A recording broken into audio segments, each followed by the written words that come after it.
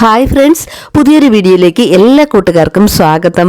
ഇന്നത്തെ നമ്മുടെ വീഡിയോ എന്ന് പറയുന്നത് നല്ല ടേസ്റ്റ് ആയിട്ടുള്ളൊരു കറിയാണ് കേട്ടോ. ഒരൊറ്റ വാഴക്കായും 2-3 തക്കാളിയും ഉണ്ടെങ്കിൽ നമുക്ക് അട്ടിപ്പൊളി ടേസ്റ്റിൽ ഈ കറി തയ്യാറാക്കി എടുക്കാവുന്നതാണ്. തേങ്ങ അരച്ച മീൻകറിയുടെ അതേ ടേസ്റ്റ് തന്നെയാണ് ഈ കറിക്ക്. നോൺ വെജ് ഒന്നും ഇല്ലാത്ത ദിവസം നമുക്ക് ചോറിന്റെയും ചപ്പാത്തിയുടെയും കൂടെ ബെസ്റ്റ് കോമ്പിനേഷനായിട്ട് കഴിക്കാൻ പറ്റിയ ഒന്നാണ്. അപ്പോൾ ഈ കറി എങ്ങനെയാണ് തയ്യാറാക്കി എടുക്കുന്നതെന്ന് നോക്കാം. ഇതിനായിട്ട് ഞാനിവിടെ ഇടത്തരം വലുപ്പമുള്ള ഒരു വാഴക്കായ എടുത്തിട്ടുണ്ട്. നിങ്ങളുടെ കയ്യിൽ പച്ച നേന്ത്രക്കായ ഉണ്ടെങ്കിൽ അതായാലും മതി കേട്ടോ. അപ്പോൾ ഇതിന്റെ തോലൊക്കെ കളഞ്ഞ് 1 ഇഞ്ച് നീളത്തിൽ ക്യൂബ്സ് ആയിട്ട് കട്ട് ചെയ്ത് കറ പോകുന്നതിന് വേണ്ടിയിട്ട് കുറച്ച് കഞ്ഞിവെള്ളത്തിൽ ഞാനിത് ഇട്ട് കൊടുക്കുകയാണ്. ഈ സമയം കൊണ്ട് നമുക്കിതിൽ ചേർക്കാനുള്ള തക്കാളിയും ഉള്ളിയൊക്കെ ഒന്ന് കട്ട് ചെയ്തെടുക്കാം. ഞാനിവിടെ 3 തക്കാളി എടുത്തിട്ടുണ്ട്. ഇടത്തരം വലുപ്പമുള്ള 3 തക്കാളിയാണ് എടുത്തിട്ടുള്ളത്. പച്ചക്കായ കട്ട് ചെയ്ത് അതേ അളവിൽ തന്നെ തക്കാളിയും കട്ട് ചെയ്ത് വെച്ചിട്ടുണ്ട്. അതിനുശേഷം ഞാനിവിടെ ചെറിയ ഉള്ളി തോലൊക്കെ കളഞ്ഞ് ക്ലീൻ ചെയ്തെടുത്ത് വെച്ചിട്ടുണ്ട്. ഇത് ഏകദേശം ഓരോ 8-9 എണ്ണം എടുത്താൽ മതിയാകും. ഉള്ളി ഞാനിവിടെ 4ആയിട്ടൊന്ന് കീറി വെച്ചിരിക്കുകയാണ്. ഒരുപാട് അങ്ങ് ചെറുതായിട്ട് അരിയേണ്ട ആവശ്യമില്ല കേട്ടോ. പിന്നീട് 2 പച്ചമുളക് കീറിയതും കുറച്ച് കറിവേപ്പിലയും കൂടി എടുത്ത് വെച്ചിട്ടുണ്ട്. ഇനി അടുത്തതായിട്ട് ഒരു മൺചട്ടി സ്റ്റവിലേക്ക് വെച്ച് ചൂടായി വരുമ്പോൾ അതിലേക്ക് വെളിച്ചെണ്ണ ഒഴിച്ചു കൊടുക്കാം. ഞാനിവിടെ 1 ടേബിൾ സ്പൂൺ അളവിലാണ് വെളിച്ചെണ്ണ ഒഴിച്ചു കൊടുത്തത്. വെളിച്ചെണ്ണ നന്നായി ചൂടായി വന്നിട്ടുണ്ട്. ഇതിലേക്ക് ഇനി പച്ചമുളകും കറിവേപ്പിലയും കൂടി ഇട്ട് ഒന്ന് വഴറ്റിയെടുക്കാം.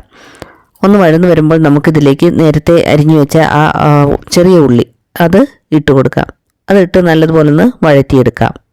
വീഡിയോ കണ്ടുകൊണ്ടിരിക്കുന്ന സമയത്ത് കൂട്ടുകാർ മറക്കാതെ ഒന്ന് ലൈക്ക് ചെയ്തേക്കണേ. അതുപോലെ ആദ്യമായിട്ട് കാണുന്നവരാരെങ്കിലും ഉണ്ടെങ്കിൽ സബ്സ്ക്രൈബ് ചെയ്തൊന്ന് കൂട്ടാക്കാനും മറന്നു പോകരുത്. നമ്മുടെ ഉള്ളിയൊക്കെ നന്നായിട്ട് വഴന്നു വന്നിട്ടുണ്ട്. മീഡിയം ഫ്ലെയിമിലിട്ടാണ് ഞാനിത് വഴറ്റിയെടുത്തത്. ഇനി ഇതിലേക്ക് നേരത്തെ അരിഞ്ഞു വെച്ച പച്ചക്കായ, നമ്മുടെ വാഴക്കായ ചേർത്ത് കൊടുക്കാം. അത് ചേർത്ത് ചെറുതായിട്ടൊന്ന് വഴറ്റിയെടുക്കാം.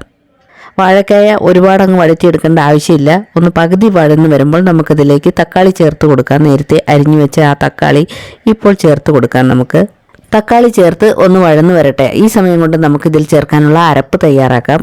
അരപ്പ് തയ്യാറാക്കി എടുക്കുന്നതിന് വേണ്ടിയിട്ട് ഞാനിവിടെ 1 കപ്പ് അളവിൽ തേങ്ങ ചിരകി എടുത്ത് വെച്ചിട്ടുണ്ട്.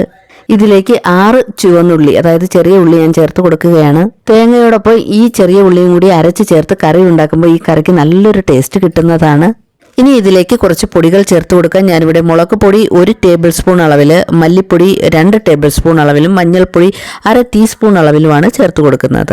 ഇനി ഇതിലേക്ക് അരയാൻ ആവശ്യത്തിനുള്ള വെള്ളവും കൂടി ഒഴിച്ച് നല്ലതുപോലെ ഒന്ന് അരച്ചെടുക്കണം. നല്ല സ്മൂത്തായിട്ട് തന്നെ അരച്ചെടുക്കണം. ഇതുപോലെ നന്നായിട്ട് തന്നെ അരച്ചെടുത്തിട്ടുണ്ട്. ഇനി നമുക്ക് തക്കാളിയൊക്കെ ഒന്ന് നോക്കാം. ഒരുപാട് വഴന്നു പോകേണ്ട ആവശ്യമില്ല. തക്കാളി പകുതി ഒന്ന് വഴന്ന് കിട്ടിയാൽ മതി.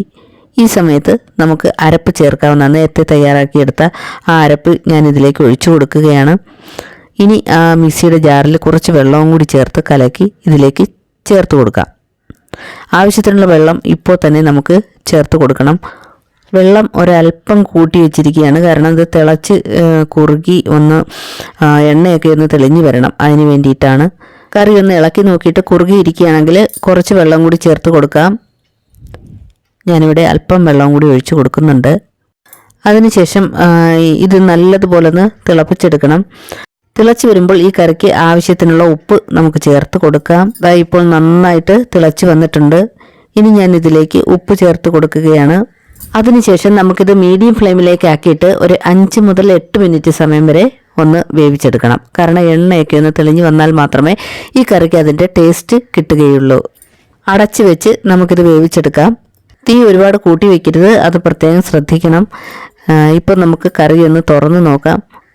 മുകളിൽ എണ്ണയൊക്കെ തെളിഞ്ഞു വന്നിട്ടുണ്ട്.